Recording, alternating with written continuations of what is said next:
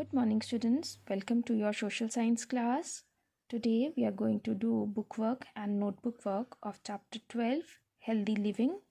But before that, we are going to read the story of invention. Do you know how was the vaccine for smallpox invented? क्या आपको पता है कि जो vaccine थी smallpox की वो किस तरह से इन्वेंट हुई? Once Dr. Jenner felt that milkmaids were not affected by smallpox. एक बार डॉक्टर जेनर को फील हुआ कि जो मिल्कमेड्स हैं उन्हें स्मॉलपॉक्स का अफेक्ट नहीं हो रहा.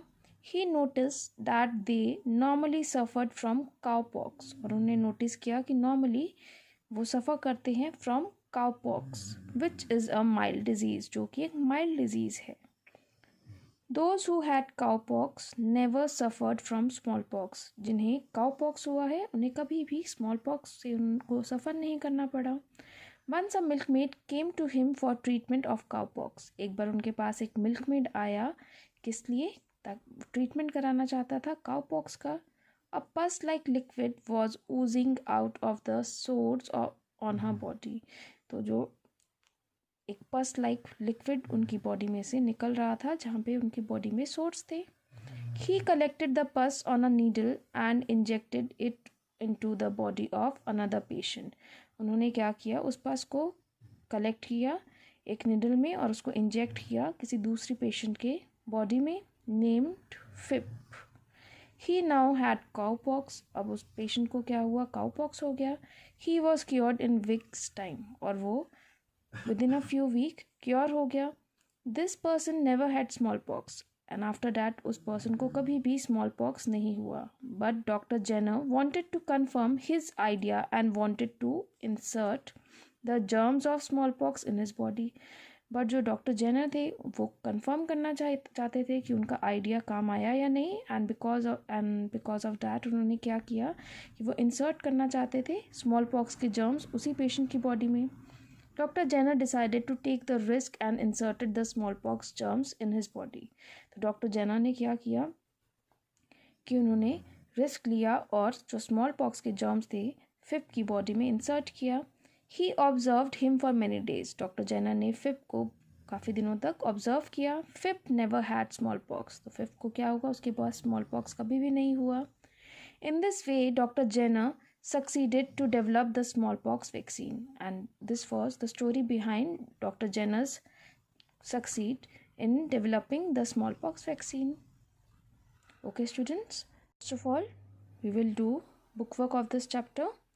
A part, multiple choice question. Choose the correct option from the following. First one is, which of the following is the normal temperature of human body? Human body का normal temperature क्या होता है? That is 98.6 degree Fahrenheit. Who discovered the stethoscope? Stethoscope को किसने discover किया था? Doctor Rene Laennec. Third one is, which of the following instrument is used to measure the temperature of human body? कि कौन सा इंस्ट्रूमेंट है जिससे हम बॉडी का टेम्परेचर मेजर करते हैं? That is thermometer. Fourth one, it helps to eradicate malaria. Malaria को eradicate means get rid of. कैसे हुआ था? With the help of quinine. Fifth one, which of the following pairs is wrong. आपको यहाँ पे medicine या machines के name बताए हैं और किसने डिस्कवर किया था वो भी लिखा हुआ है. Penicillin, sir Alexander Fleming, this is correct. X ray machine, Wilhelm Conrad Roentgen, this is also correct. Microscope, Galileo, this is also correct. Smallpox, doctor Roentgen, this is not correct. तो आप किसे टिक करोगे? D part को. Now let us discuss D part, fill in the blanks. First one is, the normal temperature of a body is, body का normal temperature क्या होता है? That is 98.6 degree Fahrenheit और 37 degree Celsius. Second one, Dr. Jenner developed vaccine for, Dr. Jenner ने किस चीज़ की vaccination निकाली थी? That is for smallpox. Third one, dash is used for knowing about heartbeats. किसके थ्रू हमें heartbeats पता लगती है? With the help of stethoscope. Fourth one, cowpox was a common disease among the dash. जो काउपॉक्स है ये कॉमन डिजीज किनके विदिन थी? Among the milkmaids. Fifth one, dash helped in the eradication of malaria. किससे malaria से हम get rid हो सकते हैं with the help of quinine. 6th one, pasteurization was developed by, pasteurization जो process था वो किसने डेवलप किया था? Louis Pasteur. 7th one, Galileo was an dash scientist, Galileo कौन से साइंटिस्ट थे? एक इटालियन साइंटिस्ट थे। Okay students, now E part, correctly match list 1 and list 2। List 1 क्या है? Thermometer, thermometer body temperature. Smallpox, doctor Edward Jenner. Third one is antibiotics, that is tuberculosis. Stethoscope, stethoscope is log of wood, log of wood से idea आया था stethoscope बनाने का। Then Pasteur, Pasteur is France. Then microscope, microscope is flea glass. Okay students, please correct these option.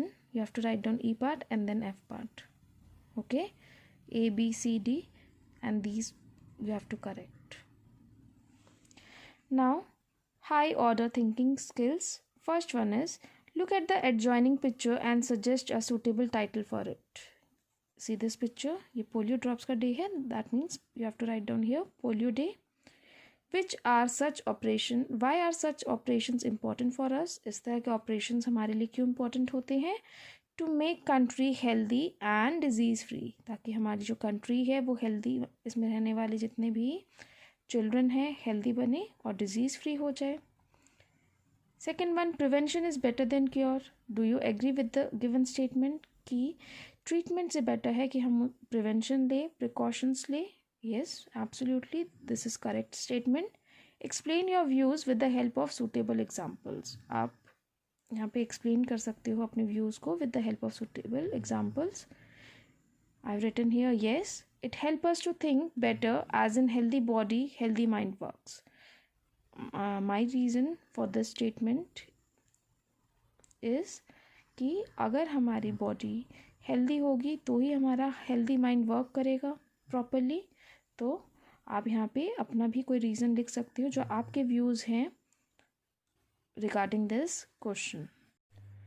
B part, very short answer type questions. First one is, what do you know about surgery? आपको surgery के बारे में क्या पता है?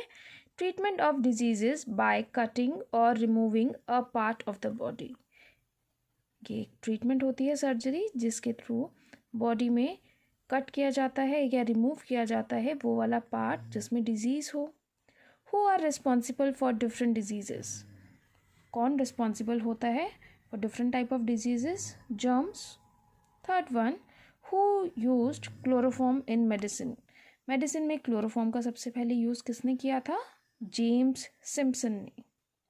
Fourth one, define antibiotic. Antibiotic क्या होता है?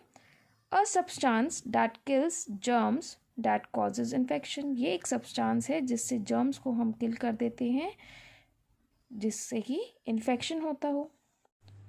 What is stethoscope? An instrument use to find out functioning of lungs and heart. ये एक इंस्ट्रूमेंट है जो फाइंड आउट कर सकता है कि लंग्स और हार्ट प्रॉपरली फंक्शनिंग कर रहा है या नहीं कर रहा। C part, short answer type questions. First one, give a short note on the microscope. आपको माइक्रोस्कोप पे एक शॉर्ट नोट लिखना है। Microscope is an instrument made by Galileo an Italian scientist. Microscope एक इंस्ट्रूमेंट है जिसे किसने बनाया था? गैलीलियो ने, और वो एक इटालियन साइंटिस्ट है। It is an optical instrument that is used for viewing very small object. ये एक optical instrument है जिसे यूज़ किया जाता है बहुत ही छोटे objects को देखने के लिए। It is widely used for examining blood, urine and stool. और इसे widely use किया जाता है for examining blood, urine और stool को examine किया जाता है इससे। Now second question, name some machines used for finding the diseases. आपको कुछ machines के बारे में बताना है जो diseases find करती हैं और हमने इस chapter में भी read out किया है। Some machines used for finding the diseases are X-ray machines, ultrasound machines and CT scanner etc. कुछ machines जो फाइंड आउट करती है ह्यूमन बॉडी में डिफरेंट टाइप ऑफ डिजीजेस, वो कौन कौन सी हैं? X ray machine, ultrasound machine and CT scanner. Third one, what is chloroform used for? Chloroform का किस लिए यूज होता है? It is use to make a person unconscious before an operation to reduce surgical pain. ये use किया जाता है ताकि पर्सन को अनकॉन्शियस किया जा सके, मीन्स बेहोश किया जा सके एक ऑपरेशन से पहले, ताकि जो पेशेंट है उनको सर्जिकल पेन ना हो, जो सर्जरी से होने वाला पेन है वो उनको फील ना हो एट दैट टाइम, इसलिए उनको अनकॉन्शियस किया जाता है। और वो किसके थ्रू होता है? With the help of chloroform. Fourth one, what are the basic health care measures? Basic health care की मेजर्स क्या हैं? The basic health care measures are as follows. Keep your surrounding clean, कि हमें अपनी surrounding को clean रखना चाहिए। Eat clean and nutritious food, हमें क्लीन और न्यूट्रिशियस फूड को ही कंज्यूम करना चाहिए। Do some exercises daily and regularly, कि हमें कुछ एक्सरसाइजेज डेली और रेगुलरली करनी चाहिए। ड्रिंक क्लीन वाटर, हमें क्लीन वाटर ही कंज्यूम करना चाहिए। Keep the drainage system free from germs, और हमें जो ड्रेनेज सिस्टम है उसे हमेशा क्लीन रखना चाहिए ताकि वो जर्म्स फ्री रहे। Now fifth one, who was Louis Pasteur? Louis Pasteur कौन थे? State his contribution in the field of medicine, और आपको उनकी कॉन्ट्रीब्यूशन बतानी है in the field of medicine. Louis Pasteur was a French scientist. Louis Pasteur एक French scientist थे। He developed the technique of killing germs by heating milk and water at high temperature. उन्होंने एक technique को develop किया था जिससे germs को किल किया जा सके by heating milk and water, और उसको हाई टेम्परेचर पे हीट किया जाता है, which is known as pasteurisation, और इसे बोला जाता है इस प्रोसेस को pasteurisation. He also invented the vaccine of dog bites, और उन्होंने एक वैक्सीन भी निकाली थी ऑफ डॉग बाइट्स, कि जब भी डॉग बाइट करता है उससे किस तरह से हमें क्योर करना है, उसकी जो मेडिसिन है वो भी इन्होंने ही निकाली थी। So this was all about his contribution in the field of medicines. So students, today we have completed bookwork and notebook work of chapter 12, Healthy Living. Complete it and learn it properly. Okay students, thank you and goodbye.